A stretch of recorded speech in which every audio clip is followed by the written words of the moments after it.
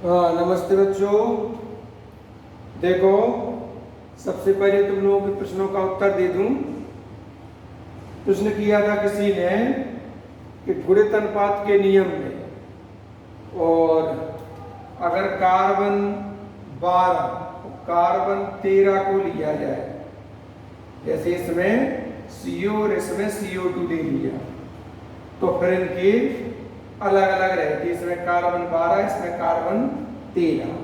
गुणित अनुपात के नियम में किसी ने कहा था कि अगर कार्बन 12 और कार्बन 13 लिया जाए या 14 लिया जाए तो गुणित अनुपात का नियम गलत सिद्ध हो जाता है। तो उसको इस चीज़ का विशेष ध्यान रखना है कि जैसे ये रासायनिक संयोग के 5 नियम हैं, ये नियम पहले बन चुके, फिर इसके बाद जो आधुनिक खोजें होती हैं, तो आधुनिक खोजों के बाद जो नई चीज़ें सामने आई, नए तत्व आए, नए यौगिक आए जो सामने, तो फिर उन्हें फिट करके देखा गया कि इन नियमों को ये फॉलो कर रहे हैं कि नहीं कर रहे हैं।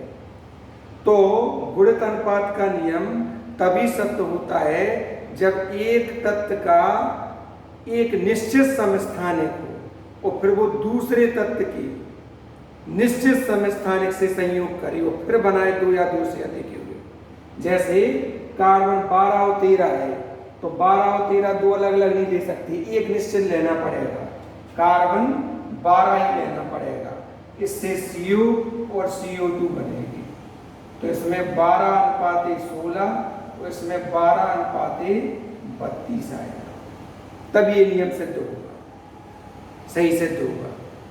अगर 12 और 13 लोगे तो गलत सिद्ध हो जाएगा फिर। ठीक है।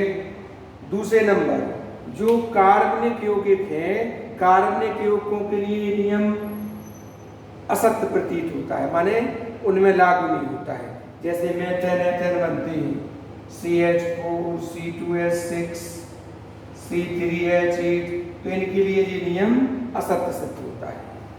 ठीक है, इसमें ध्यान रखना है। तो 13 नहीं लिया जाएगा, कार्बन 12 ही लिया जाएगा, तो ये नियम अपनी सत्यता को प्रमाणित करेगा। ठीक है। फिर दूसरा क्वेश्चन था कि व्युत्क्रम अनुपात यानी तुल्य अनुपात का नियम समझ में नहीं आया सर। तो तुल्य अनुपात का नियम हम ऐसा देखते हैं, हम मान लो 3 तत्व हैं A, B और C। ठीक है। अब 2 तत्व इनमें से मान लो कोई भी, मान लो A और C है फॉर एग्जाम्पल, इन 2 तत्वों की अलग अलग मात्राएं हैं। जे इस तीसरे तत्व की निश्चित मात्रा से संयोग कर रहे हैं। मान लो A ने B से किया तो बन गया AB, और C ने B से किया तो बन गया BC। ठीक है। अब जब भी A और C आपस में संयोग करेंगे तो इनमें वही अनुपात होगा जिस अनुपात में जे इससे और इससे जुड़ेगी। माने जब AC बनेगा तो AC में वही अनुपात होगा जो इधर और इधर है। इसको हम उदाहरण के तौर पे भी समझ सकते हैं कि जैसे कार्बन, हाइड्रोजन और ऑक्सीजन। मान लो कार्बन, ऑक्सीजन कार्बन से जुड़ता है तो बनता है CO2, ऑक्सीजन हाइड्रोजन से जुड़ता है तो बनता है H2। इसमें अगर हम देखें तो 2:16, तो इसमें अगर हम देखें तो 12:32, ये परमाणु भार से आता है। ठीक है। अब इसमें 32 है, इधर भी 32 करना है, तो इसमें 2 का गुणा कर दो तो 4:32 आ जाएगा। एक इसमें कार्बन का कितना है 12, इसमें हाइड्रोजन का कितना है 4। तो कार्बन और हाइड्रोजन जब भी संयोग करेंगे तो ये उसी अनुपात में करेंगे जिस अनुपात में जी इधर CO2 और H2 में थी। यानी अगर मीथेन बनेगा तो मीथेन में कोई 12:4 होगा, जो कि इधर कार्बन का 12 है और हाइड्रोजन का 4। ये है नियम व्युत्क्रम अनुपात का या तुल्य अनुपात का नियम। जब 2 तत्वों की अलग अलग मात्राएं तीसरे तत्व की निश्चित मात्रा से संयोग करती हैं तो उनमें वही अनुपात होता है जिस अनुपात में उन्होंने तीसरे तत्व की निश्चित मात्रा के साथ संयोग किया था। ठीक है, रिचर ने दिया था। फिर तीसरा क्वेश्चन था आवोगाद्रो का नियम। तो आवोगाद्रो का नियम थोड़ा सा आगे मिलेगा। आवोगाद्रो ने अणु की संकल्पना दी थी, अणु के बारे में बताया था। तो सरल है, आवोगाद्रो का नियम ये है कि समान ताप एवं दाब पर सभी गैसों के समान आयतन में अणुओं की संख्या समान होती है। माने एनटीपी पर, एनटीपी नॉर्मल टेम्परेचर और प्रेशर पर सभी गैसों के समान आयतन में, माने 22.4 लीटर में अणुओं की संख्या समान होती है। 6.023 बड़े 10⁻23 होती है। ये निश्चित, ये आवोगाद्रो का नियम कहलाता है। ठीक है, ये आवोगाद्रो का नियम है जो तुम लोगों को आगे मिलेगा। जी आवोगाद्रो संख्या कहलाती है 6.023 और 10⁻23। ठीक है, ये समान आयतन है 22.4 लीटर। प्रत्येक गैस के एक मोल का आयतन 22.4 लीटर होता है और नॉर्मल टेम्परेचर और प्रेशर पर, सामान्य ताप और दाब पर, सामान्य ताप 0 डिग्री सेल्सियस और दाब 1 atm माना जाता है। इस पर सभी गैसों के 22.4 लीटर में अणुओं की संख्या इतनी होगी, चाहे वो CO2 गैस हो, चाहे N2 गैस हो, चाहे मीथेन गैस हो, कोई भी गैस हो, चाहे ऑक्सीजन। ठीक है, एक। अब आगे के जो अपन को टॉपिक पढ़ना है वो थोड़े थ्योरिकल है। डाल्टन, डाल्टन का परमाणु सिद्धांत पढ़ना है, जो तुम लोगों ने पढ़ा भी है। डाल्टन का परमाणु सिद्धांत, डाल्टन का परमाणु सिद्धांत क्या है? डाल्टन ने परमाणु के बारे में बताया था। जो परमाणु की पहली परिभाषा दी थी वो सबसे पहले किसने दी थी? डाल्टन ने दी थी। ठीक है, क्या है इनके अनुसार?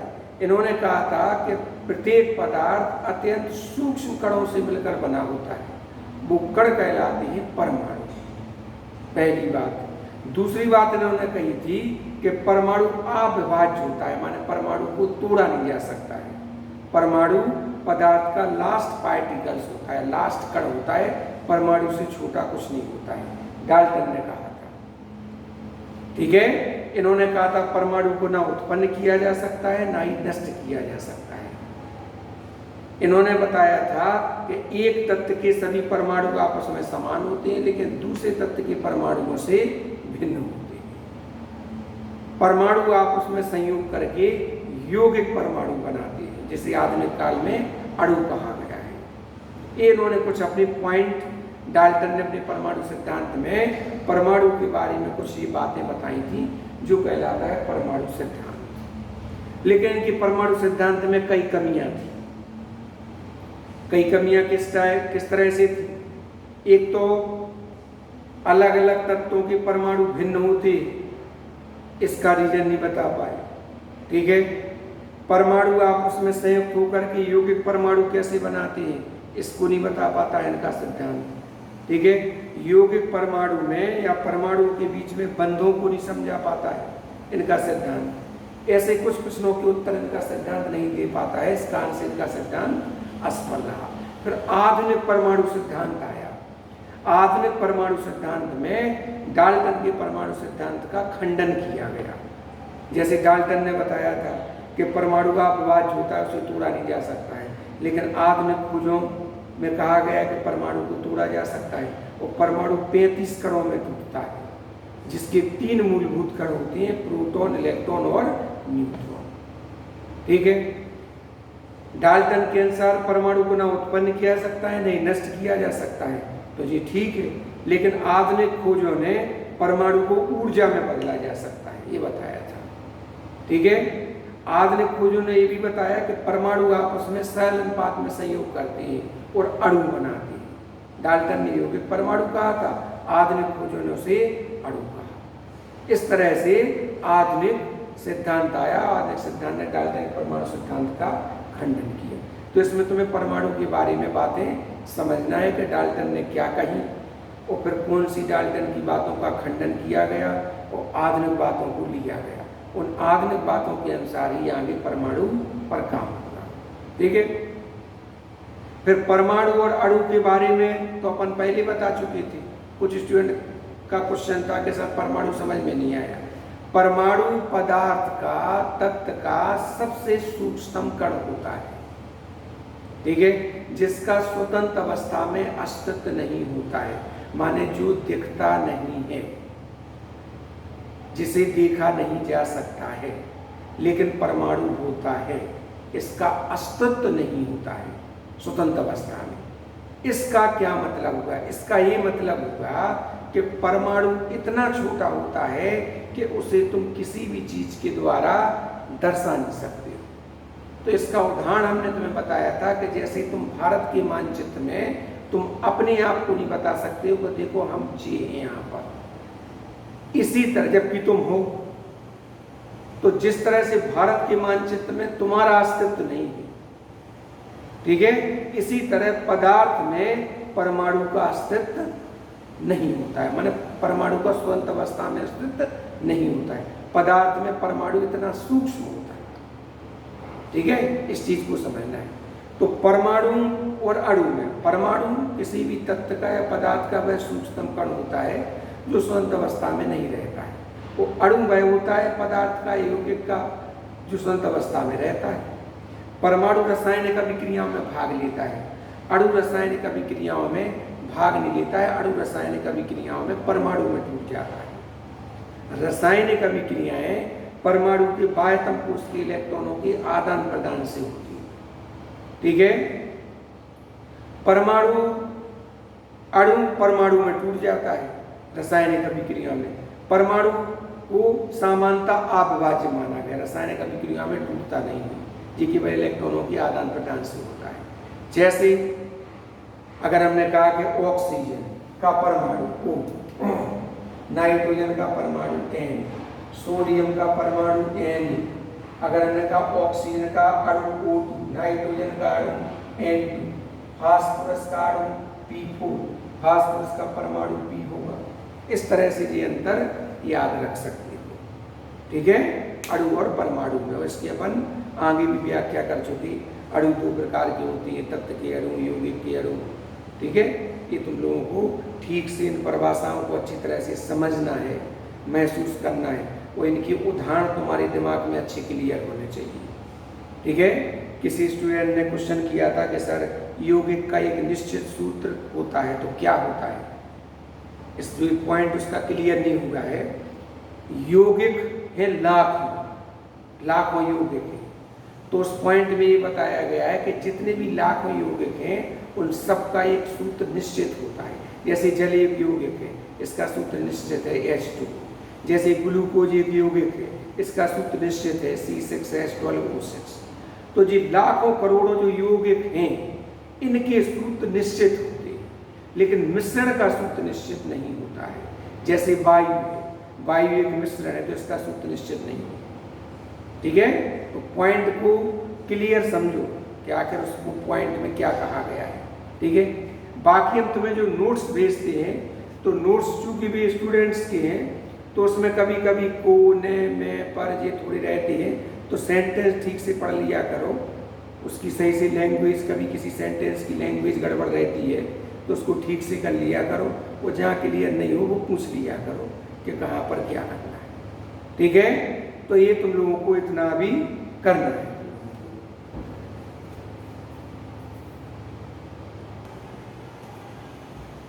हाँ, अब अपना टॉपिक है परमाणविक द्रव्यमान और आणविक द्रव्यमान, ठीक है। परमाणविक द्रव्यमान और आणविक द्रव्यमान का अर्थ होता है एक परमाणु या एक अणु के द्रव्यमान से, लेकिन एक परमाणु या एक अणु का द्रव्यमान ना के बराबर होता है, जिसे ज्ञात करना असंभव है। अब जब इसे हम ज्ञात ही नहीं कर सकते, जब परमाणु दिखते ही नहीं है, ज्ञात ही नहीं कर सकते, तो फिर गणनाएं कैसे हो? अब गणनाएं होना बहुत जरूरी है। तो फिर इसके लिए परमाणु द्रव्यमान और आणविक द्रव्यमान को निर्धारित किया गया। कैसे निर्धारित किया गया? फिर इसको एक आपेक्षिक रूप में लिया गया। आपेक्षिक रूप में माने ऐसा कि जैसे सबसे पहले हाइड्रोजन को चुना गया कि हाइड्रोजन से तुलना करके वो तत्वों के परमाणु भार और उनके द्रव्यमान, अणु द्रव्यमान को लिया गया। फिर इसके बाद हाइड्रोजन को छोड़ दिया गया, ऑक्सीजन को लिया गया, फिर ऑक्सीजन को भी छोड़ दिया गया। वर्तमान में कार्बन 12 को लिया गया, C12 को लिया गया। अब कार्बन 12 के एक परमाणु के 1/12वें भाग को लिया गया, इसको कहा गया 1 AMU, एटॉमिक मास यूनिट, परमाणविक द्रव्यमान इकाई। माने से हम कह सकते हैं कि कार्बन 12 के एक परमाणु के 1/12वें भाग को एक बांट बनाया गया, फिर उससे तोला गया। तोला गया माने समझाने के लिए बोल रहे हैं, तोला गया, ठीक है। तोल तो सकते नहीं क्योंकि इतना सूक्ष्म है वो। तो कार्बन 12 के 1/12वें भाग को 1 AMU माना गया, मान लो इसको एक बांट माना गया। फिर इससे तुलना की गई अन्य तत्वों के परमाणु भारों की या अणुओं के भारों की। तो यदि किसी तत्व का एक परमाणु कार्बन 12 के 1/12वें भाग से जितने गुना भारी निकला, वह उसका कहलाया परमाणुविक द्रव्यमान। ठीक है। जैसे समझाने के तौर पर इसको हम समझ सकते हैं कि मान लो इस पर रख दिया तुमने 1 AMU और इस पर रख दिया मान के चलो तुमने ऑक्सीजन, ऑक्सीजन को रख दिया, तो ये ऑक्सीजन कितना निकला? 16 गुना भारी निकला इससे। तो ऑक्सीजन का परमाणु भार क्या कहलाया? 16। मान लो फिर इसको नाइट्रोजन को रख दिया, नाइट्रोजन निकला 14 गुना भारी, तो नाइट्रोजन का 14 कहलाया। फिर मान लो इसमें अपन लोगों ने जल को रख दिया H2O को, तो H2O का 18 होता है, ऑक्सीजन का 16, हाइड्रोजन का 2, 16 हो 18 जी, 18 गुना भारी निकला, तो जी अणु का कहलाया।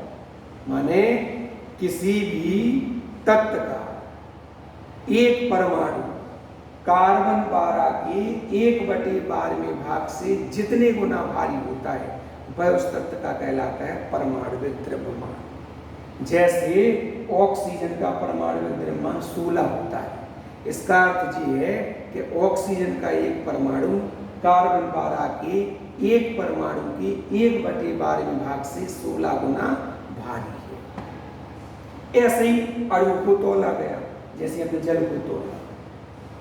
किसी तत्व का या यौगिक का एक अणु कार्बन 12 के 1/12वें भाग से जितने गुना भारी निकला, वह उसका कहलाया आणविक द्रव्यमान, या इसी को कहते हैं हम अणु भार। मॉलिक्यूलर मास कहलाता है जी, एटॉमिक मास जी, मॉलिक्यूलर मास, आणविक द्रव्यमान। जैसे मान लो फॉर एग्जांपल जी AMU, ये तो इसका है, इस पर मान लो ग्लूकोज रख दिया C6H12O6, तो इसका 180 आया। यानी इसका अर्थ क्या कहलाया? ग्लूकोज का एक अणु कार्बन 12 के 1/12वें भाग से 180 गुना भारी है, तो जी इसका आणविक द्रव्यमान कहलाया 180। ठीक है। ग्राम परमाणु द्रव्यमान क्या है? जब किसी परमाणु के द्रव्यमान को ग्राम में व्यक्त किया जाए तो ग्राम परमाणु द्रव्यमान कहलाता है। चूंकि परमाणुविक द्रव्यमान और आणविक द्रव्यमान की कोई मात्रक नहीं होती है, इनके साथ कोई मात्रक नहीं लिखा जाता है, लेकिन जब इन्हें ग्राम में व्यक्त किया जाता है तो वो कहलाता है ग्राम परमाणु द्रव्यमान, और जब इसे ग्राम में व्यक्त किया जाए तो जी कहलाता है ग्राम आणविक द्रव्यमान। जैसे हम कहें कि ग्लूकोज का ग्राम आणविक द्रव्यमान क्या होगा? 180 ग्राम। जल का ग्राम आणविक द्रव्यमान क्या होगा? 18 ग्राम। ठीक है। जैसे हमने कहा सोडियम, सोडियम का ग्राम परमाणु द्रव्यमान कितना होगा? 23 ग्राम। ठीक है, ये इनकी परिभाषा है। अब तुम्हें यहां से सीखना है कि ये जो हमने 180 या 18 निकाला, ये कैसे निकाला जाता है। इसे कहते हैं अणु भार, वही कहलाता है आणविक द्रव्यमान, मॉलिक्यूलर मास। अब इसके लिए तुम्हें आना बहुत जरूरी है, क्या? परमाणु भार। अगर परमाणु भार नहीं आती है तो नहीं निकाल पाओगे। जैसे अभी हमने ग्लूकोज का निकाला C6H12O6 का, कार्बन का परमाणु भार होता है 12, 6 है तो 6 का गुणा प्लस हाइड्रोजन का 1 गुणे 12, ऑक्सीजन का 16 गुणे 6, जोड़ दो, हल कर दो इन्हें। 12 छंग 72, 12 एकम 12 और 16 छंग 96, इन्हें टोटल करोगे तो 180 आ जाएगा। जिसका भी चाहे कि उसका निकाल सकते हो। जैसे मान लो NaOH का निकालना, तो Na का होता है 23, O का होता है 16, हाइड्रोजन का ये जोड़ दो 40 आ जाएगा, ना जाएगा 40 आ जाएगा। ठीक है, इस तरह से निकाला जाता है।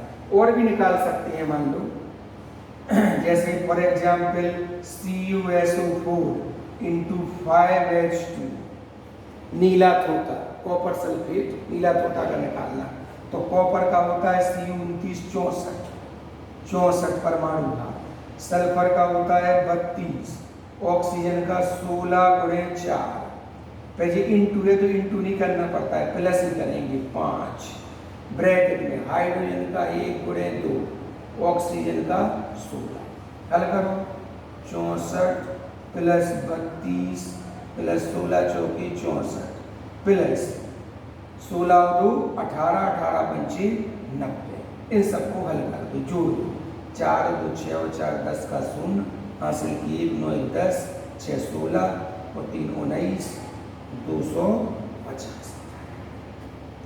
तो जैसे हमने इन 3 का निकाला, इसी तरह लाखों यौगिक जो होते हैं उनके अणु भार या आणविक द्रव्यमान ऐसे ही निकाले जाते हैं, लेकिन शर्त है कि तुम्हें परमाणु भार आना चाहिए, तभी तुम मौखिक निकाल पाओगे।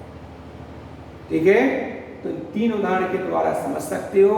और बाकी और जो तुम्हें हम होमवर्क में देते हैं, फेयर कॉपी में लिखे रहते हैं, तो ऐसा नहीं कि सब उतारते जाओ। जैसे मान लो हमने 2-3 तुम्हें दे दिए, बाकी कुछ होमवर्क में तो उन्हें निकाल करके देखा करो, फिर उसमें जो आंसर रहते हैं उनसे चेक कर लिया करो। तो ये प्राथमिक चीज़ें ये आना बहुत जरूरी है, सवालों में इनकी जरूरत पड़ती है। ठीक है, तो अभी अणु भार निकालने तक तुम लोग इतना अध्ययन करो, और जहाँ जिस विषय में जो चीज़ नहीं आए वो एक कागज पर लिख करके अपने क्वेश्चन बना करके वो हमें सेंड कर सकता है। वीडियो को सब्सक्राइब करना और लाइक करना बहुत जरूरी है, जिससे थोड़ा पढ़ाने में मन लगा रहता है। ठीक है, पढ़ते रहो, अच्छी मेहनत से पढ़ो, समझ करके पढ़ो।